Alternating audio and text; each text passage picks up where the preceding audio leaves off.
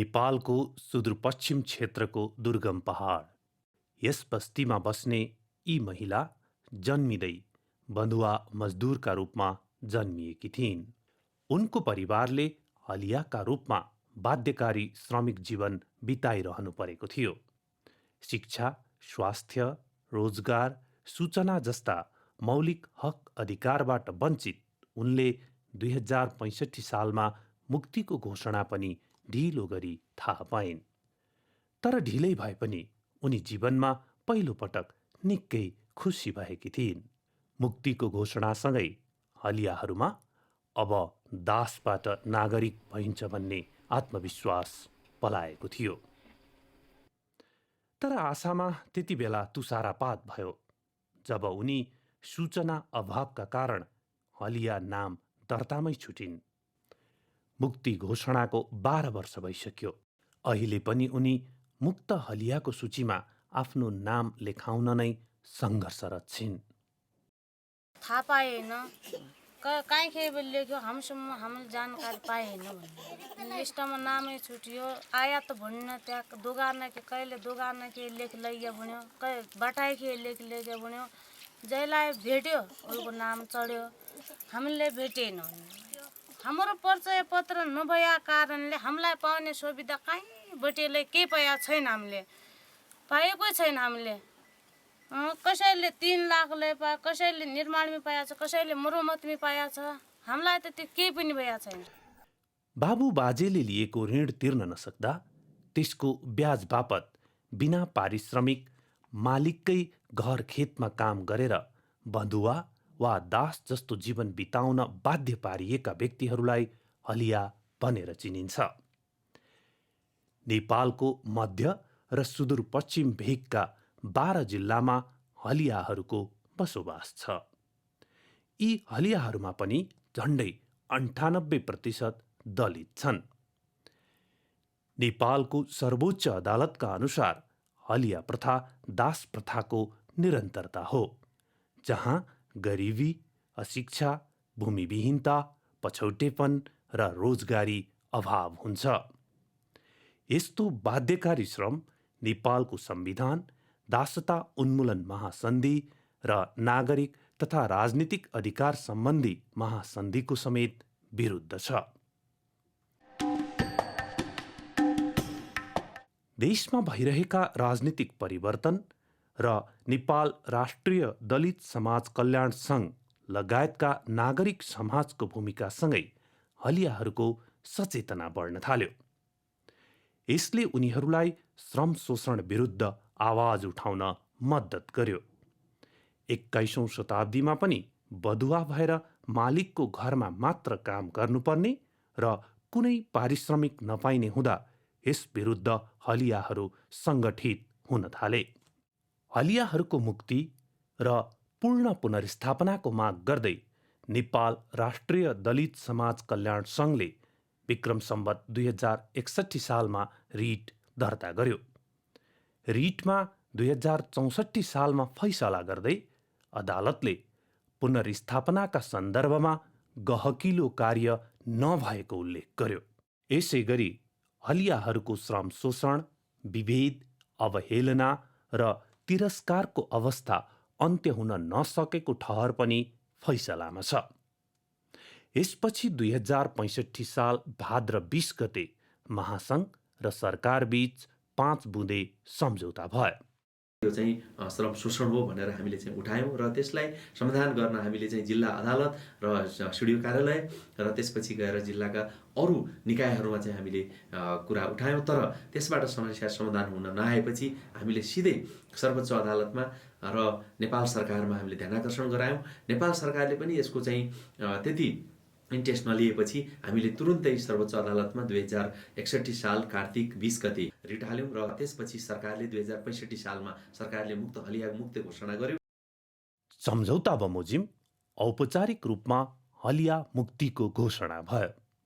सरकारले हलिया परिवारको नाममा रहेको सम्पूर्ण ऋण पनि खारेज गरिदियो।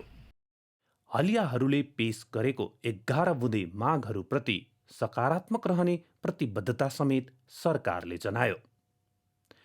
हलिया मुक्तिको घोषणासँगै सरकारले तथ्याङ्क सङ्कलन, हलिया दर्ता र वर्गीकरण गर्यो।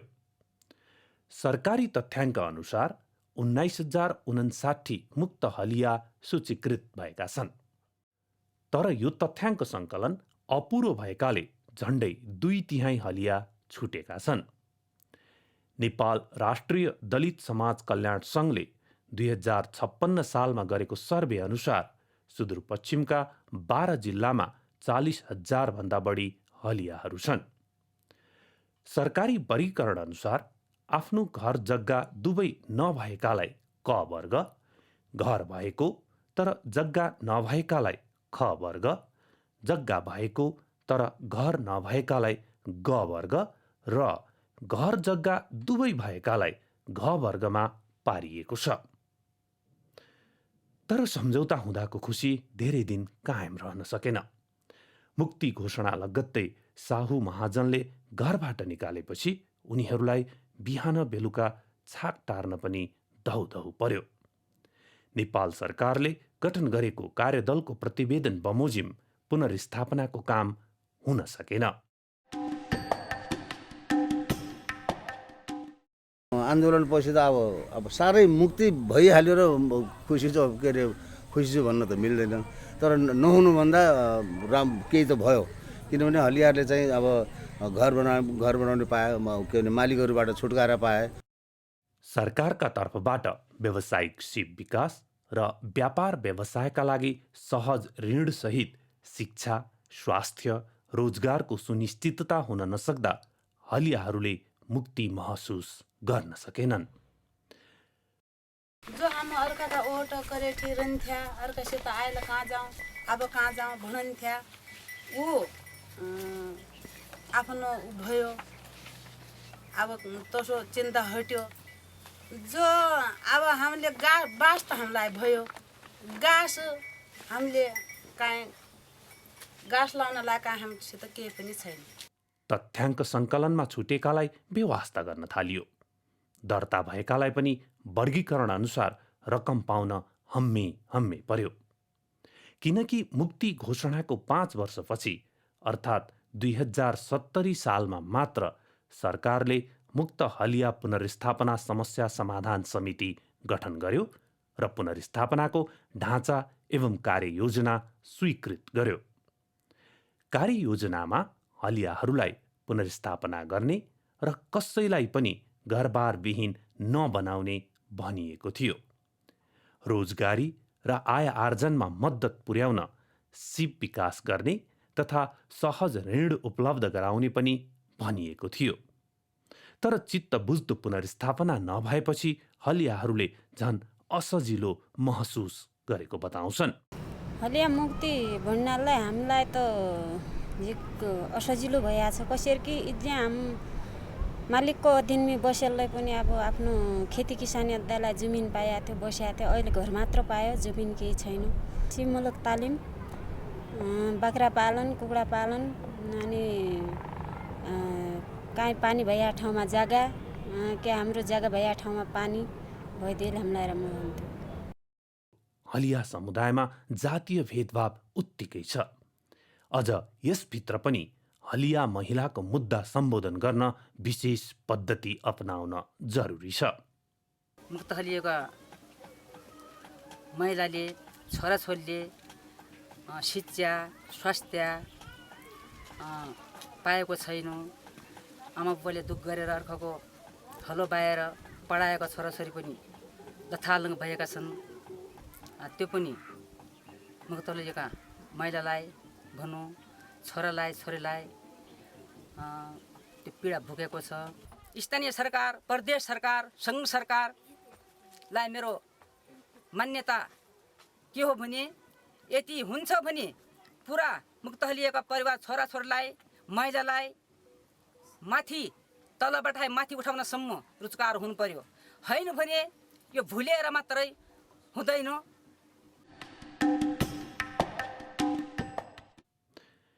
हामी मुक्त हलिया बस्तीमा पुग्दा महिला, बालबालिका र वृद्ध मात्र धेरै भेट्यौँ। यो पुनर्स्थापना प्याकेजको व्यवस्थापनमा देखिएको समस्याको अर्को दरिलो उदाहरण हो।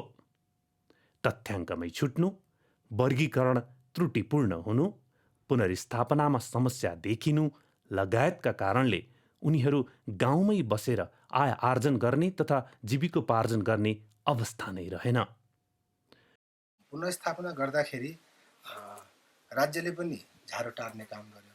कस्तो भने गर्नुपर्छ भन्ने एउटा मान्यता त भयो, तर व्यवस्थित गर्नुपर्छ, उनीहरूको चाहिँ दीर्घकालीन जीविकोपार्जनको उपायसहित गर्नुपर्छ भन्ने सोचाइ चाहिँ न राज्यले देखायो, त्यो प्रति चाहिँ दायित्व निर्वाह गर्यो। अब हलिया पुनर्स्थापनामा लागेका अभियन्ताहरूले जति सक्थे, जति उनीहरूले चाहिँ गर्न सक्थे त्यो उनीहरूले गरे, तर उनले पनि गभर्मेन्टलाई, राज्यलाई त्यो चिजमा हलियाहरूको दीर्घकालीन जीविकोपार्जन सहितको पुनर्स्थापनको कुरालाई ल्याएर राज्यलाई चाहिँ दबाब दिन उनीहरूले पनि सकेनन् जस्तो हामीले महसुस गर्यौँ।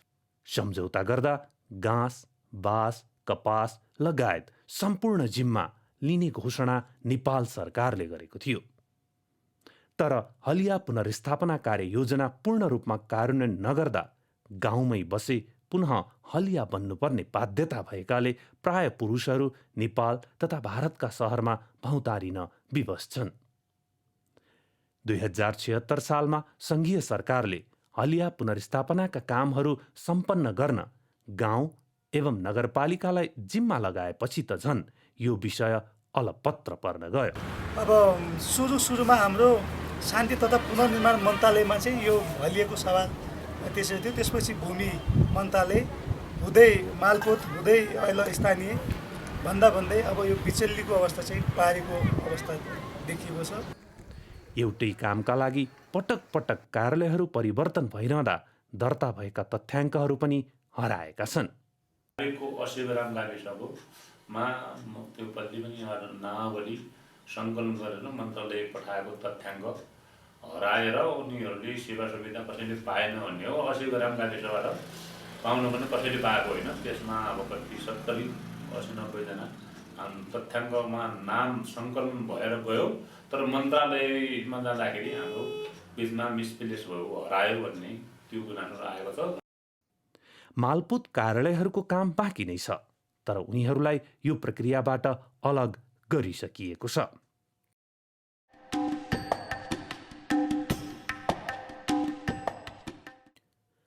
मुक्ति घोषणा भएकै दिन जन्मिएका हलियाका छोराछोरी आज 12 वर्षभन्दा बढीका भइसके।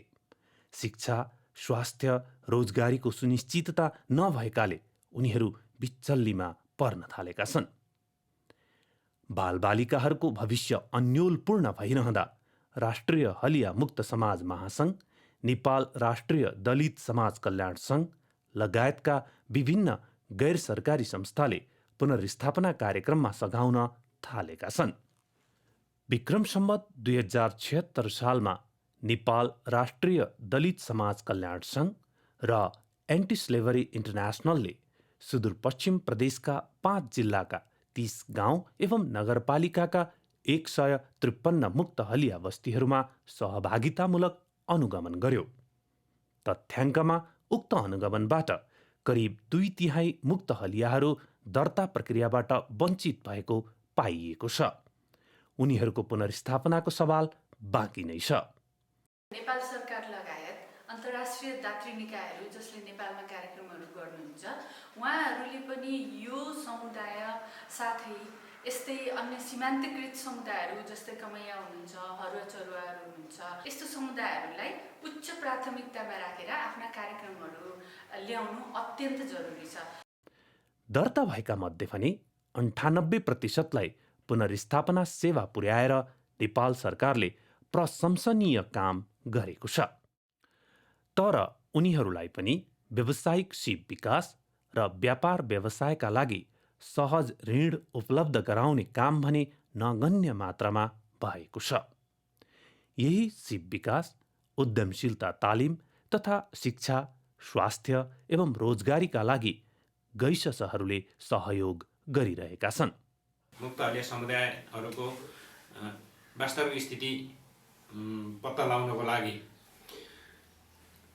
सहभागितामूलक अनुगमन मूल्याङ्कन को टुल किट हामीले डेभलप गऱ्यौँ र त्यसैबाट हामीले 7,667 घर परिवारहरूको तथ्याङ्क सङ्कलन गरी विश्लेषण गर्दा झन्डै 65.85% हलियाहरू छुटेको चाहिँ देखियो।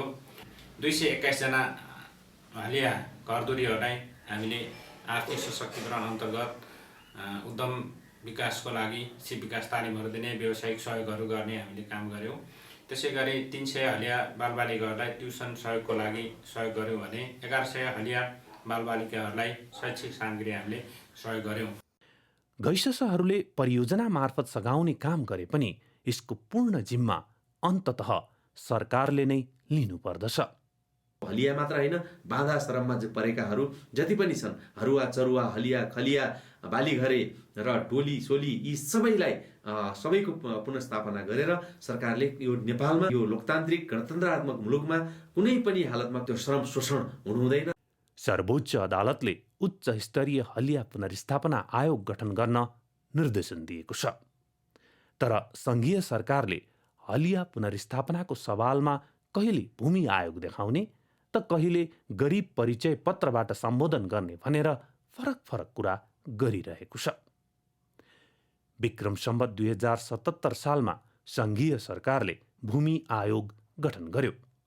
यसपछि मुक्त हलियाहरूको जग्गा सम्बन्धी समस्या समाधानका लागि सबैको ध्यान त्यसतर्फ आकर्षित भएको छ।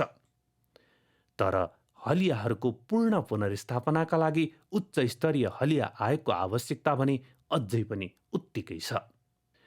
सर्वोच्च अदालतले त सम्पूर्ण हलियाहरूको पहिचान गर्न, पुनर्स्थापनाको निम्ति बसोबासको न्यूनतम आवश्यकता पूरा गर्न, भूकम्प प्रतिरोधी घर, खेतीका लागि खोलो पहिरोको जोखिम नभएको र राम्रो उर्वरा शक्ति भएको जमिन प्रदान गर्न तथा आय आर्जनका अवसरहरू सिर्जना गर्न निर्देशन दिएको छ। यो नभएसम्म पोषणयुक्त खाद्यान्न उपलब्ध गराउन, स्वास्थ्यको सुरक्षा र छोराछोरीको शिक्षाको व्यवस्था मिलाउन समेत निर्देशन दिएको छ। अदालतको ठहर छ, हलियाको माग सम्बोधन गर्ने कुरा अब कसैको लहडको विषय होइन र यो गरे पनि हुने नगरे पनि हुने सरकारी स्वेच्छाको विषय पनि होइन। अदालतको कडा निर्देशनात्मक आदेश तथा हलियाहरू एवं विभिन्न सङ्घ संस्थाको दबावपछि सङ्घीय सरकारको निर्णय बमोजिम अहिले स्थानीय सरकारहरूले जिम्मेवारी लिने प्रयास थालेका छन्। तथ्याङ्क व्यवस्थित गर्ने कुराहरूमा कहीँ कतै त्रुटि छ भन्ने कुराहरू विभिन्न क्षेत्रबाट गुनासो आइसकेको छ। यसलाई व्यवस्थित गर्दै लैजाने कुरामा हामी पुनः तथ्याङ्क सङ्कलन गर्दैछौँ भने अर्कोतर्फ ती परिवारहरूलाई व्यवस्थापन गर्ने कुराहरूमा अब स्थानीय सरकार भएका कारणले केही पोलिसीहरू हामी आफै पनि निर्माण गर्न सक्छौँ र हाम्रा कानुनहरू निर्माण गरेर त्यसमा टेकेर पनि व्यवस्थित गर्छौँ। प्रदेश सरकारले समेत आफ्नो नीति, कार्यक्रम तथा बजेट मार्फत यो विषयलाई सम्बोधन गर्न खोजिरहेको छ। मुक्त हलियाहरू छन्, उहाँहरूको जो राज्यले नै जस्तै मानव व्यवस्थापन गर्ने भनेर जो त्यो भइसकेको छ, कानुनमा नै व्यवस्था छ भने त्यो कार्यान्वयन गर्नेतर्फ चाहिँ प्रदेश सरकारले हामीले गर्नुपर्ने उसमा चाहिँ अब जस्तै सबैलाई जो कानुनमा नै व्यवस्था भइसकेको छ भने त्यसलाई छिटोभन्दा छिटो कार्यान्वयनमा गरेर व्यवस्थापन गर्नुपर्छ भन्ने उसमा हलियाहरूलाई हामीले प्राथमिकताको रूपमा नै राखेका छौँ। अब यो छुट हलियाहरूको उसमा जस्तै मानव यो सङ्घीय सरकारबाट नै पहिला जो डाटा लियो होइन, अब त्यो डाटामा जस्तै मुक्त हलियाहरूको मात्र होइन, मुक्त कमैयाहरूको पनि छ होइन, मुक्त कमहरीहरूको पनि छ। अब यो सरकारको जो लिएको तथ्याङ्कहरू र अहिलेको जस्तै मानव यसरी हामी हेर्दाखेरि एकदमै फरक छ। त्यसलाई कसरी गर्ने त? त्यो अनुसारै हामी अब जस्तै मानव यो मुक्त हलियाहरूको तथ्याङ्क लिने भनेर यही वर्ष नै हामीले जस्तै अब केही बजेटहरू नियोजन गरेका छौँ। प्रदेश र स्थानीय सरकारले सक्रियता देखाए पनि पर्याप्त बजेट, नीति तथा कानुनको अभावमा उनीहरूलाई काम गर्न भने सहज छैन। मुक्त हलिया समुदायको सवालमा पुनर्स्थापना गर्ने खास गरी सङ्घीय सरकारले अरू काम गरिरहेछ र अहिले स्थानीय सरकार पनि र प्रदेश सरकार पनि भइसके पश्चात उनीहरूको नीति तथा कार्यक्रममा ल्याउने कुरो भएको छ, तर पर्याप्त बजेट छुट्याउने कुराहरू भएन र स्थानीय तहहरूमा पनि कतिपय जहाँ अलिकति हामीले पहल गऱ्यौँ त्यो ठाउँमा मुक्त हलियाका लागि बजेट पनि केही विनियोजन भएको छ र र उनीहरूको लागि केही कार्यक्रम पनि छुट्या छ। तर नीतिगत रूपले उहाँ खासै मुक्त हलियालाई हामीले दिनुपर्छ या गरिहाल्नुपर्छ, उनीहरूलाई न्याय पुनर्स्थापनामा अर्थात् पुनर्स्थापना सवालमा आय आर्जनमा जोड्नुपर्छ भन्ने खालको मनैदेखि भावना आएको देखिँदैन। यसकारण सरकार आश्वासनभन्दा प्रतिबद्ध भएर लाग्नुपर्ने आवश्यकता छ, अनि मात्र हलिया मुक्तिको घोषणा सार्थक हुन सक्छ।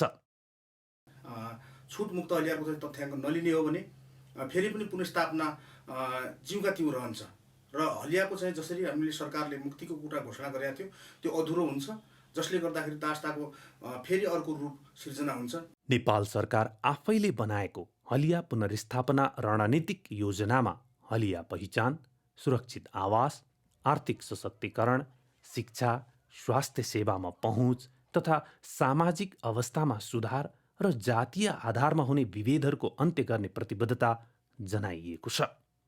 यसकारण मुक्त घोषणा भएका तर पुनर्स्थापना प्रक्रियाबाट वञ्चित हलियाहरूको दर्ता र परिचय पत्रको सुनिश्चितता गर्नु जरुरी छ। यसैगरी जग्गा र घरवासको सुनिश्चितताका लागि गाउँपालिका, नगरपालिका र उच्च स्तरीय भूमि आयोगले जिम्मेवारीपूर्वक काम गर्नुपर्दछ। हलिया र दलितहरूसँग सम्बन्धित सामाजिक समस्याहरू समाधानका लागि वर्तमान नीतिहरूको पुनरावलोकन गर्नु आवश्यक छ। हलियाहरूले छुट्टै कानुन जसरी कमैया श्रम निषेध गर्न बनेको ऐन 2058 छ, त्यही अनुरूपको हलिया श्रम निषेध गर्न बनेको ऐन छुट्टै चाहिन्छ भन्ने माग प्रारम्भदेखि नै हलिया साथीहरूले उठाइरहेको सन्दर्भ छ। नेपाल सरकार श्रम मन्त्रालय र भूमि सुधार मन्त्रालयमा विचाराधीन रहेको बाँधा श्रम सम्बन्धी एकीकृत कानुन तत्काल निर्माण गरी प्रक्रियामा अगाडि बढाउन आवश्यक छ र त्यो कानुन पास गर्नका लागि नेपाल सरकारले जुन उदासीनता देखाइरहेको छ त्यो उदासीनताले नेपालमा लाखौँ परिवार बाध्यकारी श्रममा पीडित लाखौँ परिवारहरूलाई अन्याय भइरहेको छ, पीडा भइरहेको छ। त्योतर्फ सङ्घीय सरकार संवेदनशील हुनुपर्छ। यसैगरी व्यावसायिक सिप विकास र आर्थिक सशक्तिकरणका लागि वित्तीय कार्यक्रमहरू कार्यान्वयन गर्नुपर्दछ। हलिया परिवारका बालबालिकाहरू विद्यालय छाडेर जानुपर्ने अवस्थाको अन्त्य गर्न रणनीति तर्जुमा र कार्यान्वयन गर्नुपर्दछ। बेरोजगारहरूको तथ्याङ्क सङ्कलन गरी रोजगारीका लागि बजेट व्यवस्था गर्नु पनि अहिलेको आवश्यकता हो।